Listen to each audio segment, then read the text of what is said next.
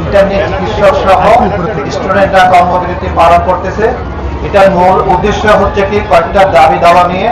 এর মধ্যে মেইন যে উদ্দেশ্যটা হচ্ছে কি যারা মেডিকেল অ্যাসিস্ট্যান্ট যারা আমরা যতদূর জানি বিএমটিসি রেজিস্ট্রেশন ছাড়া এমবিবিএস সার্টিফিকেট ছাড়া এবং এমবিবিএস মার্কশিট ছাড়া এবং টেস্টিমোনিয়াল ছাড়া কেউ কিন্তু বিএমটিসি রেজিস্ট্রেশন হওয়ার উপযুক্ত না।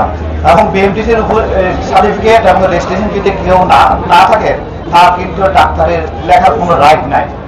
আমরা কেউ ডাক্তার এটা লিখতে পারবে না, এটা পৃথিবীর কোথাও নাই। ডাক্তার লিখতে গেলে তাদেরকে ডাক্তার শব্দটা লিখতে গেলে তাদেরকে এই সমস্ত যোগ্যতাগুলো অর্জন করতে হবে। যেহেতু তাদের এই যোগ্যতা নেই তারা এই সমস্ত এগুলো লিখতে পারবে না। আরো বিভিন্ন দাবি দেওয়া আছে। এখন কিছুক্ষণ আগে আমি ডাইরেক্টর আমাদের ডিজি অফিস থেকে যে মেসেজটা পেয়েছি এটা এখানে আমি পড়ে শোনাচ্ছি। Ministry is working and in touch with where BMTC is the main stakeholder. Number 1 number 2 হচ্ছে 5,000 doctor appointment is on the way. OTC drugs list can be modified. Their leaders can talk to ministry headed by honorable special assistant sir if they wish. তার মানে এটা কি বোঝা গেল? এটা নিয়ে already কাজ চলতেছে, এটা নিয়ে অলরেডি কাজ প্রক্রিয়া শুরু হয়ে গেছে।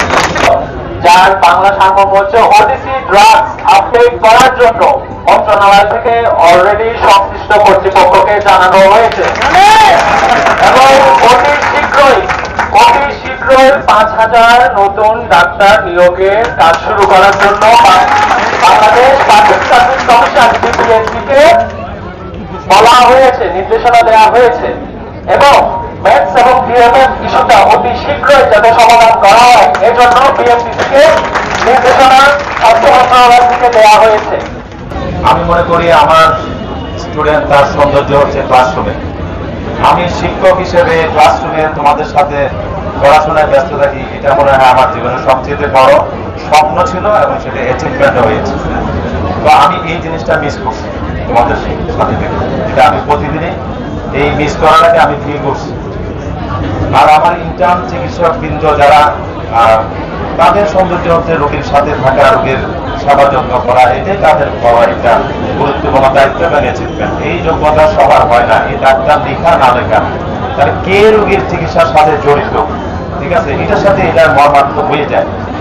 তো আমি মনে করি যে আপনারা আপনাদের এই যে বিশেষ কারণগুলোর কারণে আজকে কর্মবিরতিতে আছেন, ক্লাস বর্জন করেছেন, তো সেটার বিষয়ে যেটা আমি মনে করবো যে সরকারি পর্যায়ে এই বিষয়গুলো নিয়ে আমরা বিভিন্নভাবে বিভিন্ন ফোরামে আলোচনার চেষ্টা করেছি। আমাদের ইনফরমেশনগুলো আপনাদের যে আন্দোলনের কর্মসূচিগুলো আমরা প্রতিনিয়তই জানাচ্ছি এবং সরকারের পক্ষে এই বিষয়গুলো নিয়ে হয়তো আলোচনায় কার্যক্রম চলতেছে, এরকম ইনফরমেশন আমাদের কাছে আছে।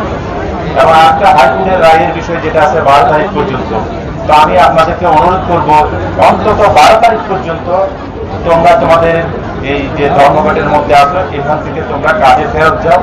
12 তারিখের পরে রায়ের পরে যে সিদ্ধান্তগুলো আসবে আমি মনে করি যে আমাদের অবস্থান থেকে তোমাদের সাথে আমাদের একাত্মতা থাকবে মানবিক বিবেচনায়। এবং আমরা আমাদের principal sir, vice principal sir এবং পরিচালক স্যারের আশ্বাসের কারণে আমরা ক্লাসরুমে ফেরত যেতে চাচ্ছি।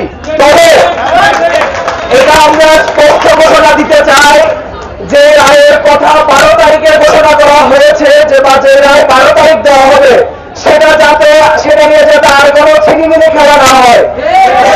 যদি 12 তারিখের পর একবারও যদি পরিবর্তন করা হয় তাহলে বাংলাদেশের সব মেডিকেল কলেজের সকল মেডিকেল শিক্ষার্থী ইন্টার্ন